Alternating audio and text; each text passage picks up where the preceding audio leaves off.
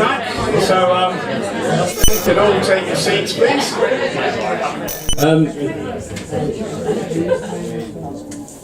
Thank you. If anybody hasn't had a chance to buy a ticket yet, so please come and see me afterwards. You can buy two if you like. We had a private poll Ipsos Mori commissioned before tonight's show, and it said we'd only fill 35% of the seats. How wrong can you be? Anyway, we're starting again with Anna Beecher, so please give a big Dodo Modern Poets May Flowers welcome to Anna Beecher.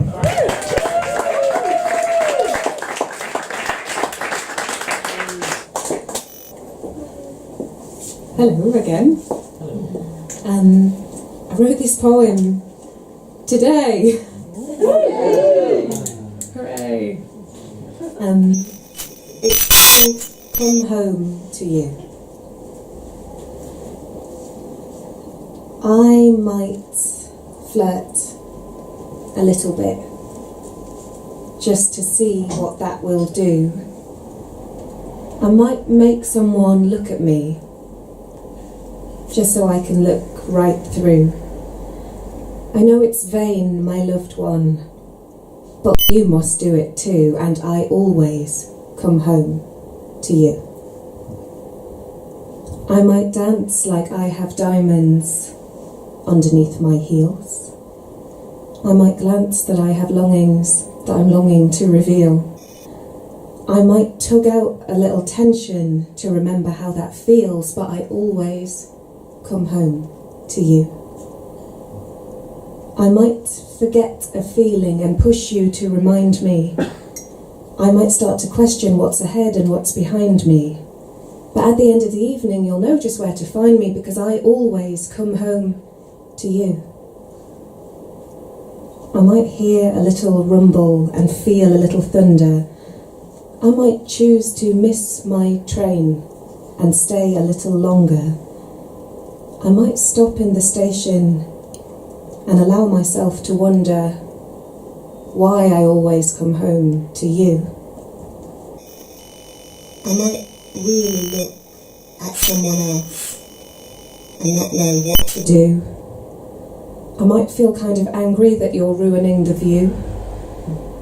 I might do everything I can to try and ignore this clue that I can't keep on coming home to you. I might tell you that it's over because I'm pretty sure that's true, and you will try and tell me that's not what I should do, and say that we can burn the house down and build it back anew so that I can keep coming home to you.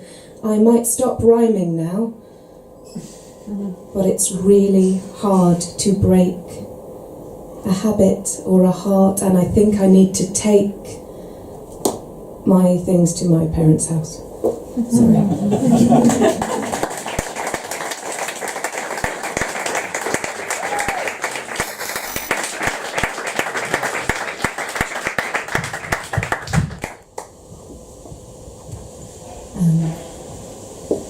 This poem is called Hands, and I think that I know it.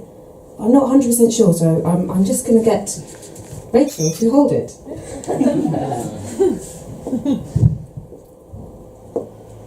Hands. Embarrassed at his fingernails, trying to pick the muck of hands that gathered eggs, to wrap instead around her small palms, smile floating shyly above the handshake. Later, hands shaking and the kiss, her wiping a crumb from his lips, fingers tracing thighs beneath her, hands on him like the sheets they folded, fresh.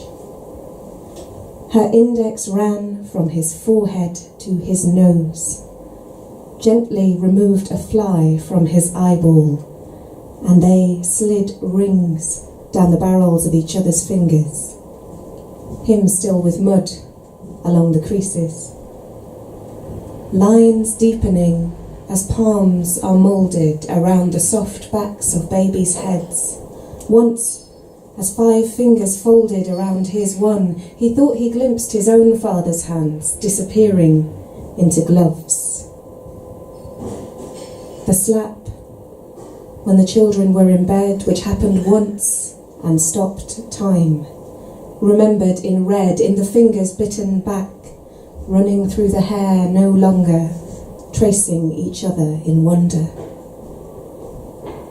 Wrinkled hands ceased to interlace, wrapping themselves instead around coffee cups for warmth, wool spooling around her thin fingers, illuminated and old under the lamp, skin shrinking from the bones on the backs of her hands. When his fingers found hers again, there was a cannula at the elbow crease. Her pulse was frantic, fragile as those first fumblings. In the absence of her voice, her hand replied, like the baby taking his finger, a little scrap of life squeezing away doubt. And now, as he reaches into the urn to take her out in handfuls, dust settles in the space between the skin and the worn band of the ring.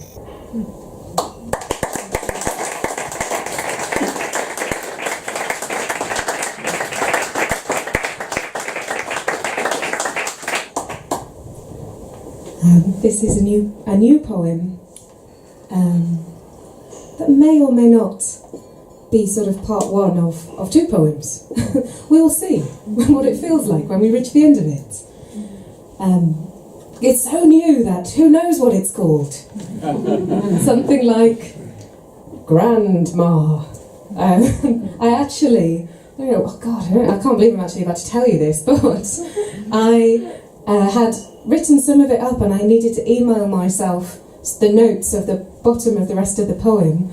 I didn't really think about it, and then I was looking through my email subjects and I thought, what on earth is Grandma's bottom? That's what it was. This poem is definitely not called Grandma's Bottom. That's another poem.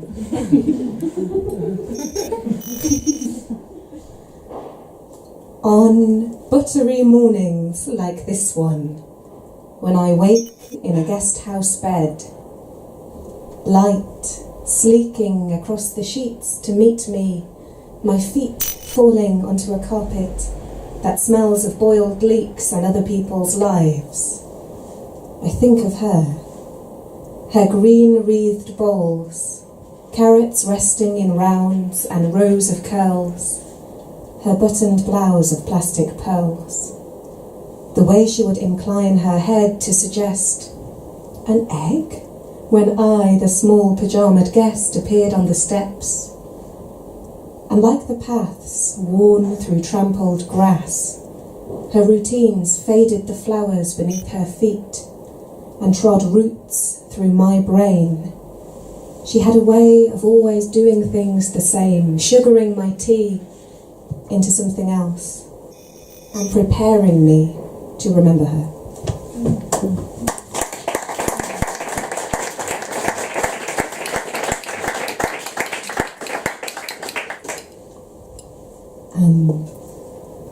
This poem is also one that has a sort of comedy inappropriate title, nothing to do with the poem. It's quite a new one as well, it's kind of titleless, but it's about a sort of date, so maybe I'll call it that, a sort of date. No, you can tell me if you have any suggestions for what it actually should be called. You're back to me at the bar. I slip into a drugged new love smile and wonder if perhaps a little pain is draining off, like the draining of lungs through a young plastic punctured chest, here in my best effort dress.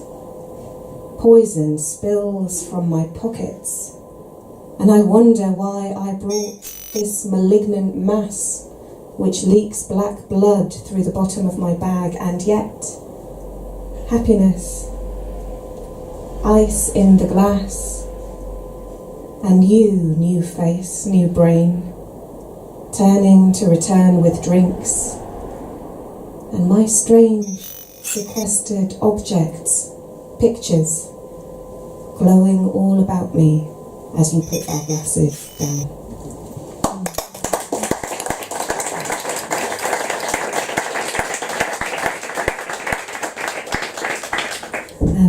My last poem it's like my theme tune. I just sort of always do this one. It's called The Beekeepers Funeral. Oh yeah, and there is something I need to tell you about it. It's based on an old legend that if a beekeeper died, it was really, really important to tell the bees. It's a sort of old English superstition. And if you forgot to tell the bees, well, just don't forget, because it's not going to be good. The bees are going to go nuts. The Beekeepers Funeral. We all ate sweet honey cake at the beekeeper's wake, mainly for his wife's sake. I gave her hand a little squeeze as she smoothed her skirt over her knees and asked if she had told the bees. Of course I've told the bees, she said. I've told them very clearly, that's to say they've been informed, nearly. I said that George had passed on, was done dancing and had got his wings. You see, bees can be very sensitive things. By the time we returned to the house, the air was thick, buzzing yellow and black. The bees had got it wrong, you see. They thought that he was coming back. When his wife had used the words resting, testing his new narrow bed, they hadn't understood a word she'd said. And when the beekeeper didn't return, the bees began to burn with anger. Yellow and black, we want him back, they howled as they growled en masse towards the house. The funeral party stopped and stood back as the house dissolved into yellow and black. Yellow and black, the whole house hummed and succumbed to attack. The wood and the windows started to crack as the bees squeezed themselves in through nooks and gaps under doors. It didn't look much like a house anymore. Yellow and black, the whole house hummed and succumbed to attack. Yellow and black, the beekeeper's wife held tight to her hat and said, "There's a rule that's very old. If a beekeeper dies, the bees must be told." I thought I'd told them, softly, sweetly, but I should have said it straight and completely. I forgot to knock 3 times on the wood, even though I knew I should. I could have taken the cake from the wake and placed it on the hive, but George always dealt with the bees when he was alive. Yellow and black, the whole house hums and succumbs to attack. Yellow and black, the beekeeper's wife shouts, "Give my house back!" But the house is gone, devoured, destroyed. It would seem that the bees were rather annoyed. As the swarm disperses and goes, it leaves in the air a yellow-black glow. No one likes telling the little ones, but the little ones always know.